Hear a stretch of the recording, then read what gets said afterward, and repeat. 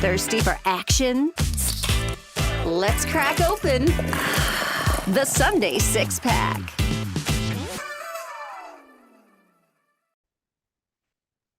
All right, we are up to 47, 30, and 1, 61% against the spread with our six-pack picks on the year. You went 3-0 last week. I went 2-1.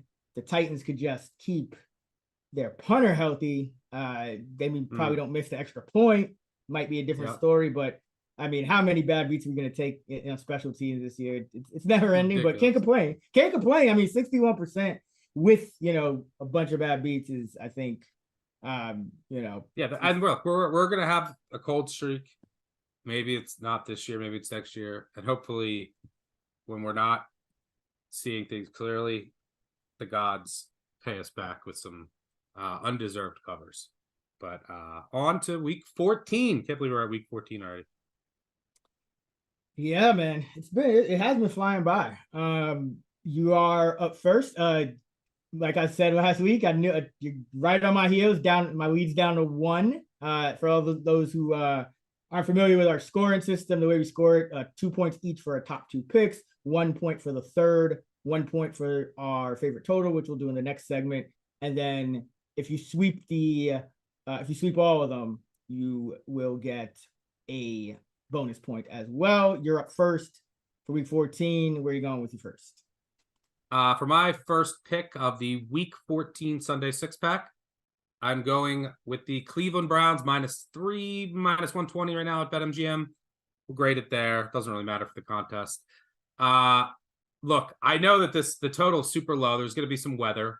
For what it's worth, I'm going to be here. I'm going to be at this game, going up to my annual trip to visit my friend Scott and some other friends up in Cleveland. I usually go for Ravens Browns, which is always in December, but this year it wasn't, and I have too much going on with college football. But there's only one college football game this weekend.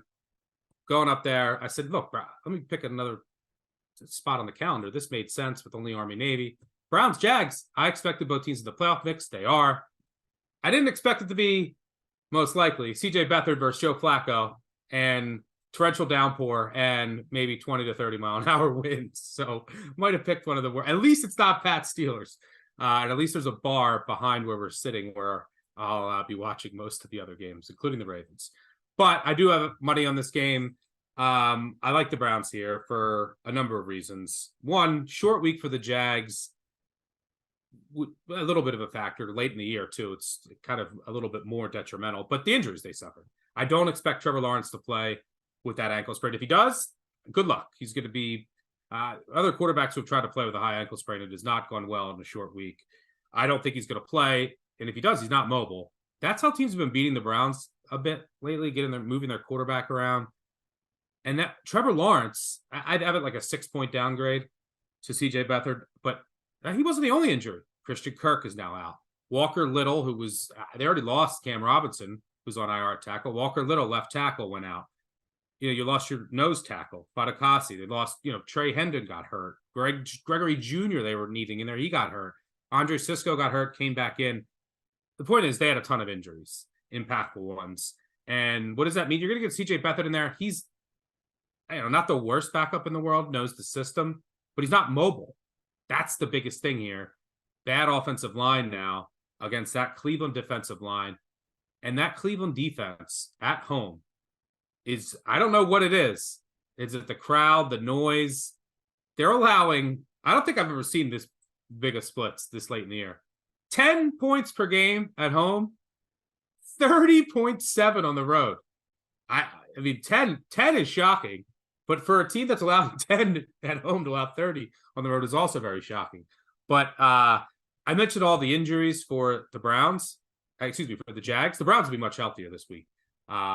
Goodwin potentially could be back with Tillman and Bell, because I don't think Cooper's going to go with a concussion, although it seems like more guys, you saw Olave go last week, are. But what does that mean? I think it's going to be Joe Flacco. It could still be DTR. But Flacco's looked the best. I mean, he looked pretty decent. His arm still looks good. He could throw the deep ball. And he loves him. He loves himself some more. I think Moore had 250 air yards last week, the most of any wide receiver in any game this year. deep balls with the wind, and Flacco's been good in the wind throughout his career, but deep balls in the wind against this beat up and bad secondary, what is that going to lead to? Some PIs. That's the path to success for the Browns offense. But most importantly, I just do not see, assuming that Trevor Lawrence is out, which I'm pretty confident that he will be. I don't know how the Jags will score with Beathard, without Kirk, against this D-line. Looks like Denzel Ward's going to be back, which is big. He's kind of the key to that defense. Allows them to do so much. So, yeah, give me the Browns laying a field goal at home. I think they win like, let's call it, I would lean under too, even at this low number. But I'll call it like they're going to win like 17-6 is what I'm feeling. And for what it's worth, this is pretty crazy because this is against the close. And you got to remember think about where this total was. There's been some injuries, but like these weather totals always get hit. They always get hit and they come down. This is against the close. NFL games with 10+ mile an hour winds at kickoff, which this certainly will be. 18-5-1 to the under this year, going under by 5 points per game. Last 3 seasons, 110-55-1. It's insane. One of the most efficient markets in the world. They don't go low enough. But so this should be super low scoring. I just trust the Browns defense more, and I trust the Browns offense more with the injuries that the Jags have and CJ Beathard at the helm. Browns defense, best unit on the field by far in this game now. Give me Cleveland -3. Yeah, that seems to be the handicap with Cleveland. Is they're one of those teams that just night and day, home and road, and obviously some injuries contributed to that on defense. But it looks like they're going to be healthy at least defensively. Obviously losing Cooper, not ideal, but CJ Beathard with Calvin Ridley's already been kind of touch and go this year. Has been struggling. So without Kirk's been the guy that's been consistent. I know they have Zay Jones back in Washington.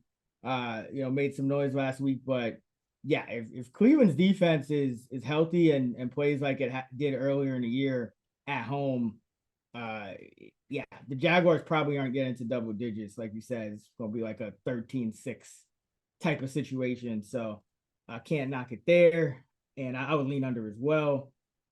Plus, I can run on the field if need be.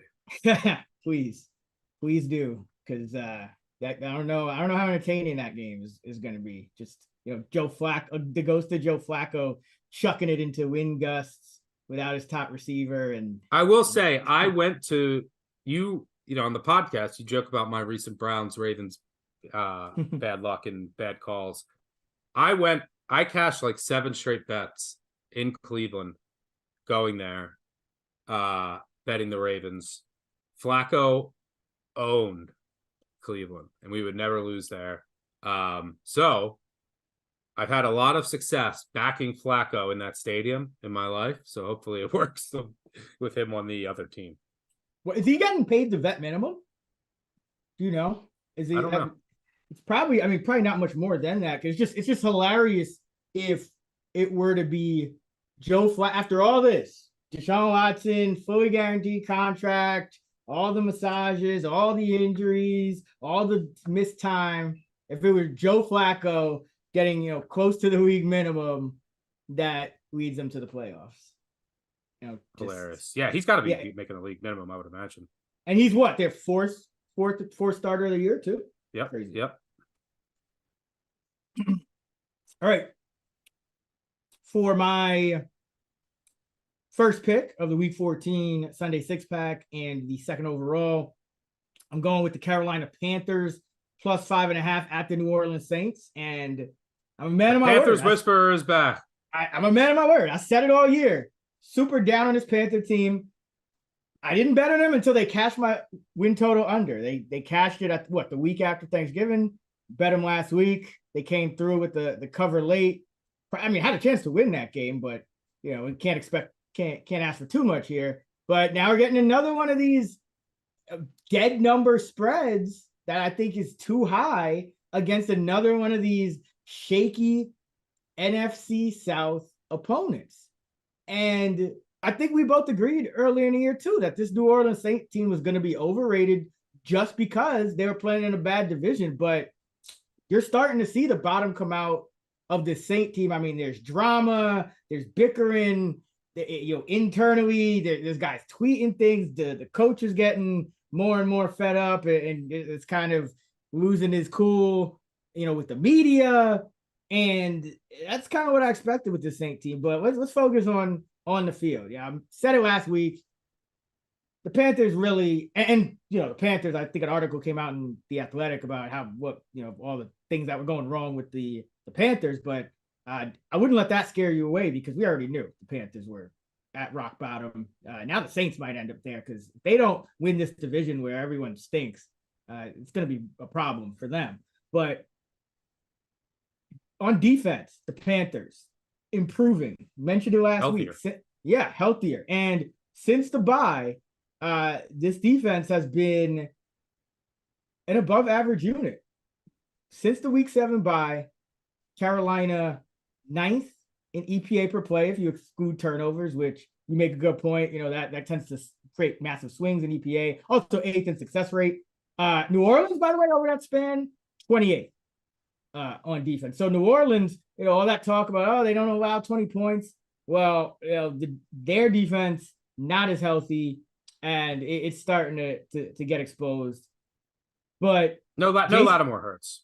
Yeah, that's obviously the bigger one. You also got Pete Werner's on the injury report. Marcus Mays banged up. It wasn't able to go last week. Malcolm Roach, defensive tackle, banged up as well. But for the Panthers, and I feel like this is deja vu. Because I feel like we were sitting here last year talking about the same thing. J.C. Horn missed most of the year. He only played in 2 games. Their best cornerback and one of the better cornerbacks in the league. He's back. He came back last week. He was on a pitch count, but he didn't miss a beat. Graded out. He would be the top 5 over a 90 grade from PFF in his first game back. And remember, he came back last year around midseason. He missed a couple games. Carolina immediately went 7-3 right after when Horn came back. And yeah, it was also the coach turnover and things like that. But, Horn did help improve that defense. And I think he's going to do the same thing here because the Saints right now, Shaheed is banged up. So the Saints really have one guy on the perimeter that you have to account for at the moment, and that's Chris Olave. I know your boy Lynn Bowden is there as well, but realistically, Chris Olave is the main threat, over 100 yards last week. J.C. Horn does have the ability to, limit him. And Carolina is now 8-4 against the spread in the last 12 games that J.C. Horn was active. Only been active for 2 this year, and then also the last 10 last year. And then you look at the Saint offense, and Derek Carr's in the concussion protocol. Derek Carr wasn't playing well anyway. Michael Thomas is on the injured reserve. He was catching 5 balls a game. Rashid Shaheed, their most explosive receiver, is dealing with a soft tissue injury, lower body soft tissue injury. So even if he does gut it out and suit up, I don't think he's going to be as explosive as he's been because, it's late in the year. That's what happens with these kind of injuries. So now you're looking at Jameis Winston likely to start. Well, we know we love to fade Jameis Winston when he is a favorite. Doesn't happen often, but it happens enough. And this is a big one. I mean, we're talking about 5.5 points. Anything more than a field goal, I mean, it's, we got Mitch Bortles favored by 6 this week. Jameis favored by 5.5. I mean, it's ugly. But Jameis, historically 8-19 against the spread as a favorite. That is just 30%. And these are, 2 poorly coached teams. The Saints might even be more poorly coached now that, Frank Reich is out of the picture for the Panthers. Dennis Allen, as a favorite, has happened even less than Jameis Winston has been a favorite, amazingly. But in his career, Dennis Allen, 22 times now in the coach team, has been a favorite. He's covered 5, 24% against the spread, 5-16-1, failing to cover by an average of 4.7 points per game. This season, Saints have been favored 10 times. Amazingly. 10 times the Saints have been favored. They've covered once. Once. There's only 2 teams with worse against the spread records than the Panthers. The Patriots and the New Orleans Saints. So give me, for the second week in a row, Carolina against this god-awful NFC South. Completely agree. No notes to add.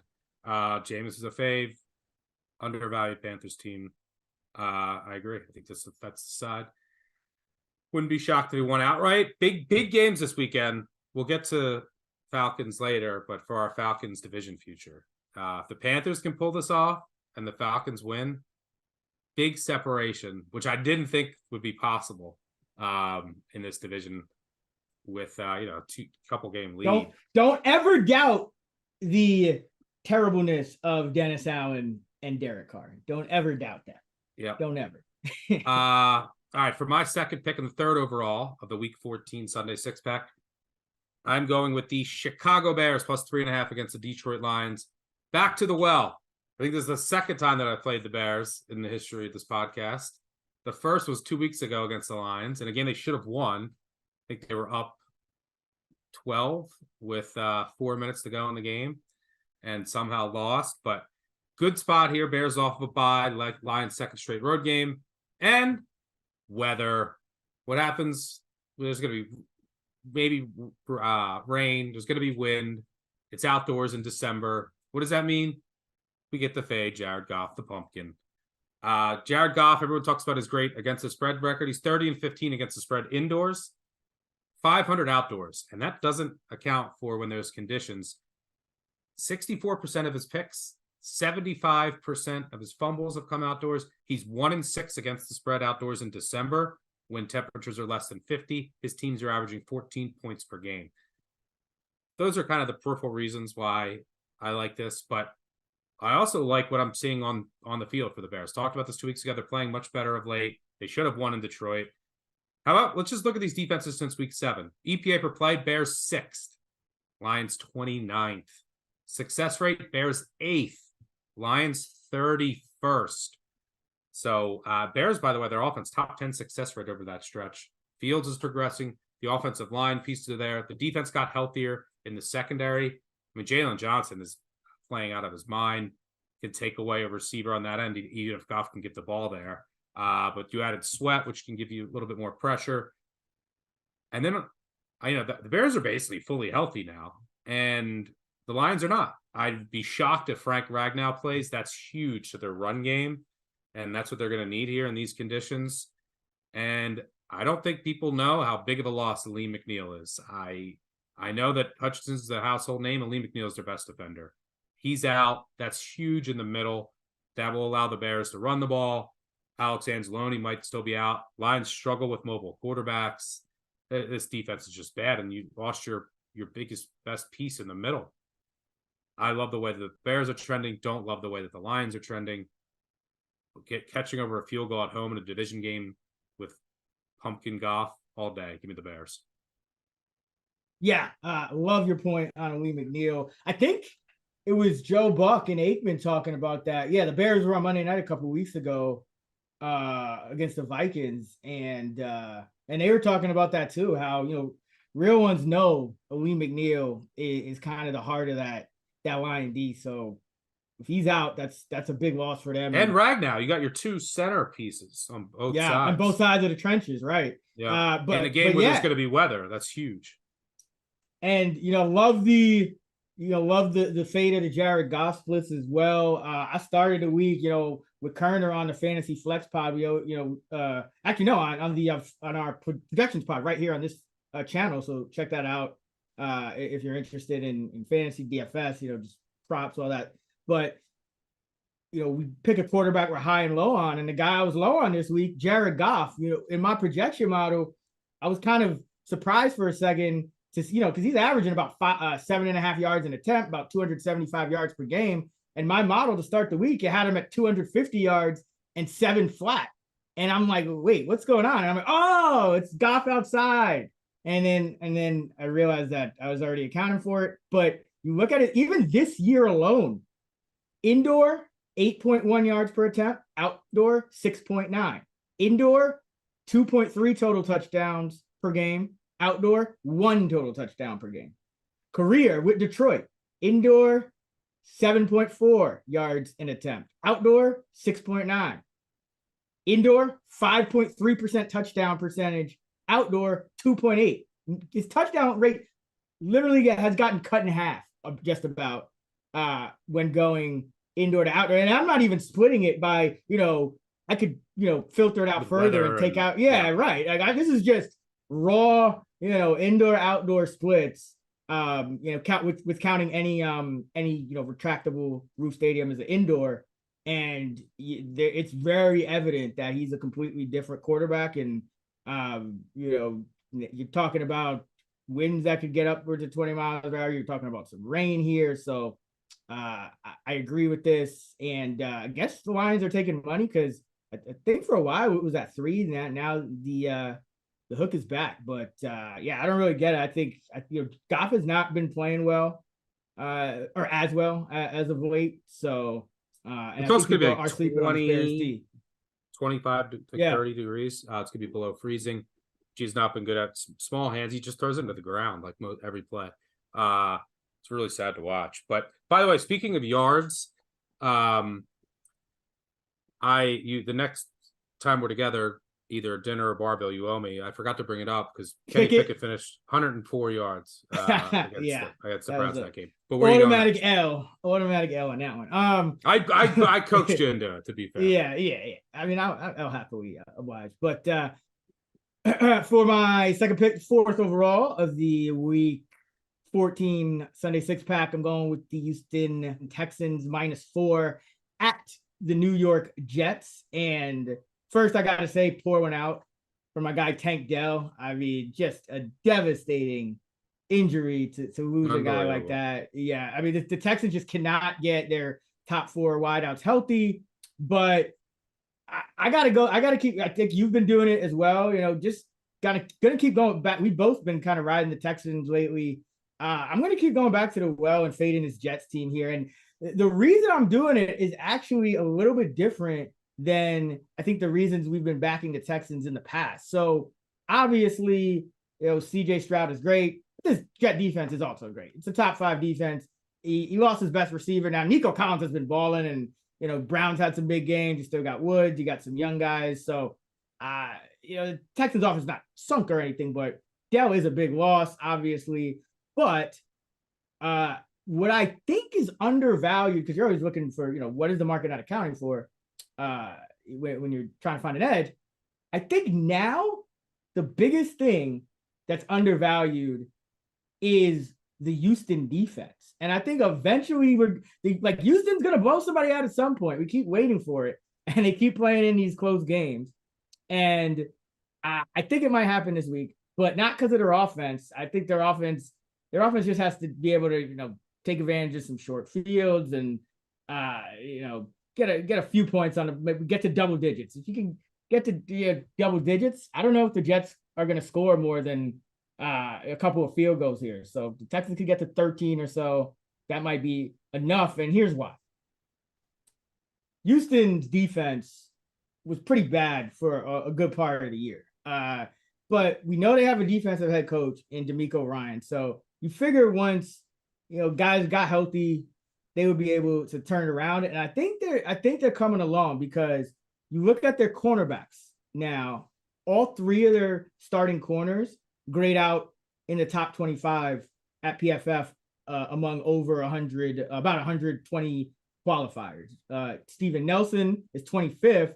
Derek Stingley is 17th. And then Desmond King, who they just re-signed and reinserted into the lineup in the slot, he would grade 18th if he had enough snaps to qualify. And it's not just a small sample thing, because he was the number 20 cornerback last season. So he kind of picked up where he left off. But Stingley's been really impressive. He came back 4 games ago. That's great. Yeah, he came back 4 games ago. He's got a pick in each of his last 3 games, 4 picks in total over his last 3 games. He's allowing just 57% of the passes into his coverage to be completed, and he's broken up or intercepted just under 30% of the targets into his coverage. Now, for the Jets team, that everything's getting worse for this Jets offense. I mean, Garrett Wilson is their only receiver, but now they're trying to put some young guys in there, and like Brownlee got hurt. Then they had to like reinsert Lazard after healthy scratching him. If Brownlee misses, you might have to bring back Cobb to be active again. I think he has 3 catches all year. So CJ Uzoma, your blocking tight end, went down. Your rookie Abanikanda, who I thought was going to get some playing time. They played him in one game, and I don't know what happened. I guess they didn't like what they saw, and they're like, oh, hey, let's go give more carries to Dalvin Cook. So now they gave 9 carries to Dalvin Cook last week. That was their grand plan to, get things back going in the right direction. Dalvin Cook is obviously washed. Breece Hall can't get anything done on the ground, which, if you listen to me, talk about fantasy, I was down on him before the season because he could break a few long runs, but when he doesn't, it's poverty for him. I think he had 16 yards on 13 carries in his last game.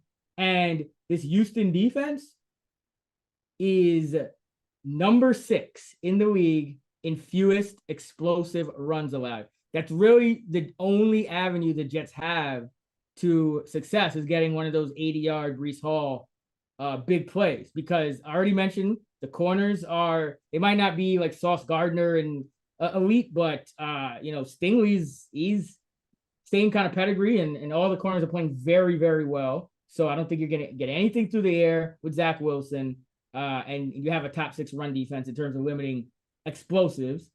Jets are on their 9th offensive line combination, I believe it is. They're giving up the 2nd most pressures. And another thing I think was happening with this Houston defense is their pass rush is starting to come along as well. Will Anderson Jr., number 3 overall pick. Now he's up to a top 15 edge rusher in terms of how he's grading out. He's top 6 among edge rushers in quarterback hits. He's top 8 in run stops. And Greenard on the other side has also been playing really well. He's already tied his career high with 8 sacks. So they're starting to get their pass rush in order. And yeah, Zach Wilson, like, reluctant to start. And this could be literally the last chance he ever gets to start, and he's reluctant to start. I mean, this Jet. Yeah, that's where this could get ugly, because if he throws a pick early, you obviously know his confidence already shaken. Then you're going to get boos, and then you're going to get Rippin. You're going to get Rippin or Simeon. Rippin might actually be worse than Wilson, which is hard to do. I mean, I think they are. So this line was sitting around 5.5 until Wilson got ruled in, and then it moved to 4. Which, I mean, it sounds crazy, but it's not that egregious, because I mean, Boyle and all these other guys. Yeah, they're the worst. It's also not a huge move. If you're not moving across the key. Yeah, you're not. But just think about that. Zach Wilson is an upgrade on somebody. But that's the thing. It's like you're giving him an upgrade, but do we even get Zach Wilson for 4 quarters? Probably not. Just given what's going on here. And I mean, the Jets I don't know if they'll outwardly say it, but it almost feels like they're in tank mode at this point. I mean, there's no reason to not play your, probably your 2nd most explosive running back over Dalvin and increase Dalvin Cook's role again. Like, I don't know what they're doing, but just listen to this. So mentioned Houston's, they can cover now. They got a pass rush now. Jets offensive line has been terrible. And you have the worst 3rd down and red zone offense in the league, 32nd in both for the Jets, right? So that's Nathaniel Hackett in charge of the worst 3rd down offense, I think in some time too. Like they're 23%. Like 23%. Yeah, they're. But listen to this: Nathaniel Hackett, worst 3rd down offense this year.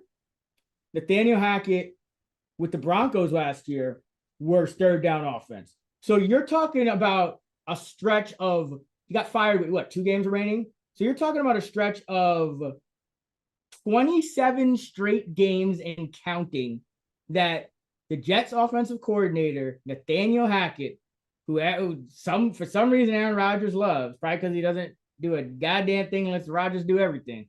27 straight games, Nathaniel Hackett has led a historically futile third down offense with two completely different quarterbacks, teams, coaching staffs, offensive lines, and offenses. Like that is just unbelievable. And he might even be back. He might be back again next year if they want to give him a mulligan. So for the Rodgers injury. So I think at this point, it is going to be a struggle for Houston. It might be, Houston always seems to be a sweat, but I don't think this Jet offense can score, and I think the Houston defense is underrated. And so I think they're realistically two good defenses in this game, and I'm getting a borderline elite quarterback, even if he doesn't have his best receiver, still getting a borderline elite quarterback versus one of the worst quarterbacks and one of the worst coordinators maybe in the history of football. Zach Wilson as an underdog of less than 6 points,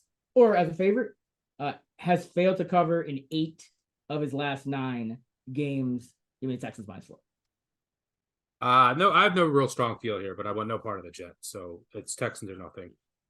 For my third pick, but I should say I do think it could go sideways quick for the Jets if the Texans get out to a fast start and they turn Wilson over. It could get ugly quick. For my third and final pick and the 5th overall of the Week 14 Sunday 6-pack, I'm going with the Seattle Seahawks plus 10.5 at the San Francisco 49ers.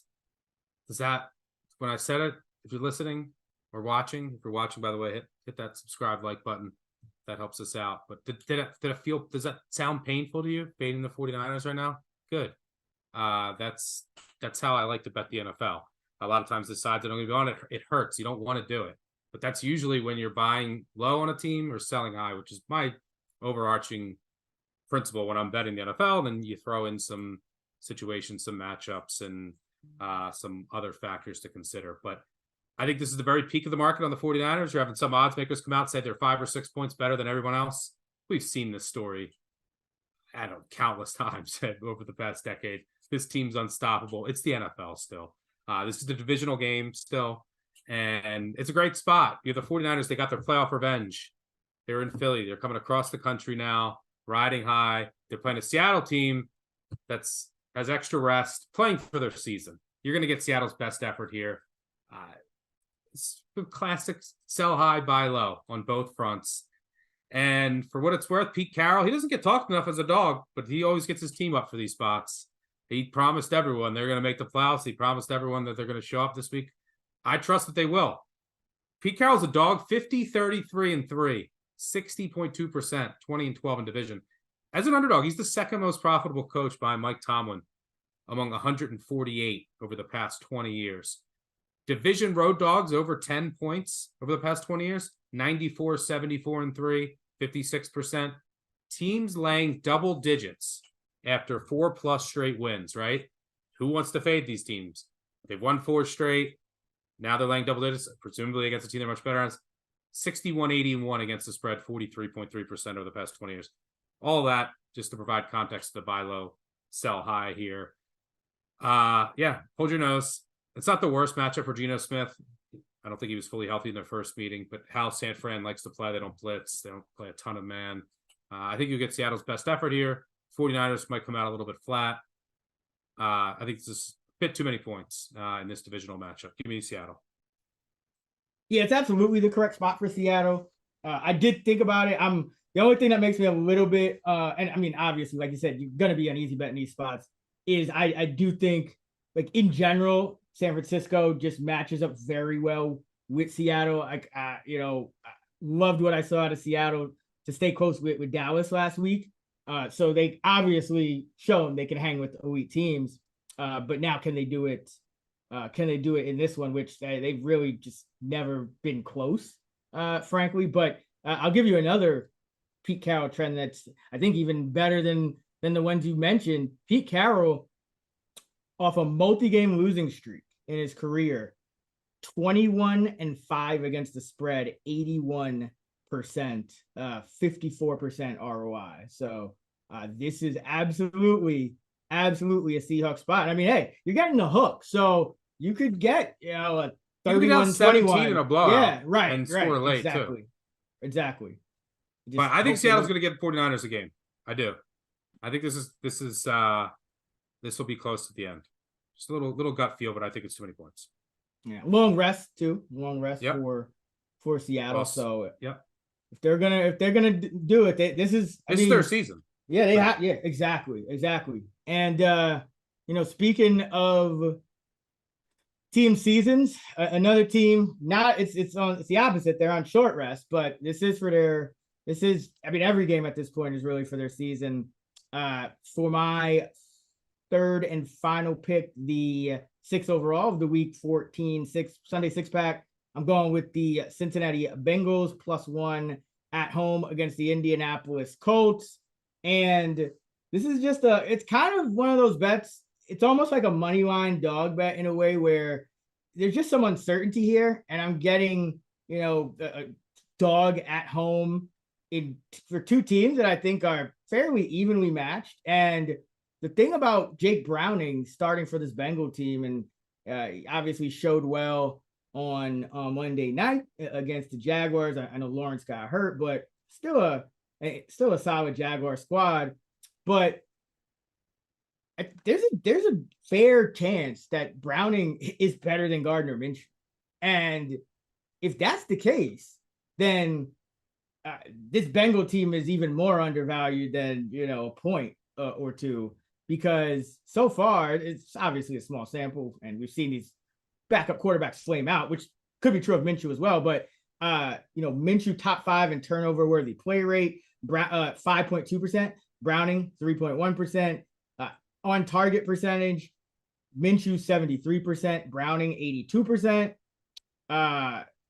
Under pressure, Minshew passer rating 68, Browning passer rating under pressure 99. I could keep going. You look at weapons, Michael Pittman having an amazing year, but Jamar Chase still better than Michael Pittman. T. Higgins better than Alec Pierce. Probably give Josh Downs the edge over Boyd, but Downs has been a little banged up as of late. You're missing Jonathan Taylor in this spot. He just had surgery on his thumb, while the Bengals may have found something with their rookie Chase Brown to take some of the pressure off Mixon. He ran 9 times for 61 yards in his first extended action. The Bengals defense is not good, but again, you have a turnover prone quarterback. You're at home. You're going against a turnover prone quarterback. You're at home. You have better weapons, and you probably have the better quarterback. And the Colts get Grover Stewart back. That should help their run defense. But again, that's not a major thing against the Bengals. But I think Brown does give them some explosiveness to kind of combat that Colts defense. And beyond that, it's just a very mediocre Colts team and a Bengals team that actually, offensively does have a pretty explosive supporting cast if Browning can continue doing what he does and, completing 32 out of 37 passes. So I'm going to take my chances here because I do think that the market might be, overrating this Colts team. Really lucky to extend that winning streak to 4 games with the Titans, blowing the lead, the punter getting hurt, which probably cost them that extra point, which could have, prevented the game from going to overtime in the first place. So, this 4-game winning streak, let's look at who the Colts have beat. The Carolina Panthers, where it would have been a tie game, if not for 2 Bryce Young pick sixes. They won 27-13. They beat the Patriots 10-6. Should have lost that game if Matt Jones literally didn't trip over himself and throw a pick when there was a wide open man in the end zone. One of the worst picks you'll ever see of all time. Unforced error. They beat the Bucs 27-20. Bucs have been banged up on defense, and then they get lucky against the Titans and come back in overtime and win at the end of that game when the Titans punter goes down and they screw up an extra point. So I give the Colts props for taking care of business, but I'm not impressed with this Colts team in the slightest. And I think there might be some unrealized upside for Browning here. Might be able to go on like a 2-3 game kind of Josh Dobbs like streak with these weapons before he comes back down to earth. So I want to kind of catch that catch that while I still can. He's averaging over 8 yards an attempt right now. Give me the Bengals as short home dogs. Yeah, Colts are frauds. Yeah, I'm looking to fade them the rest of the way. I'll have more on this game later. All right, that's gonna wrap our Week 14 6-pack. Stuck has the Browns -3, Bears +3.5, Seahawks +10.5, Panthers +5.5, Texans -4, and Bengals +1.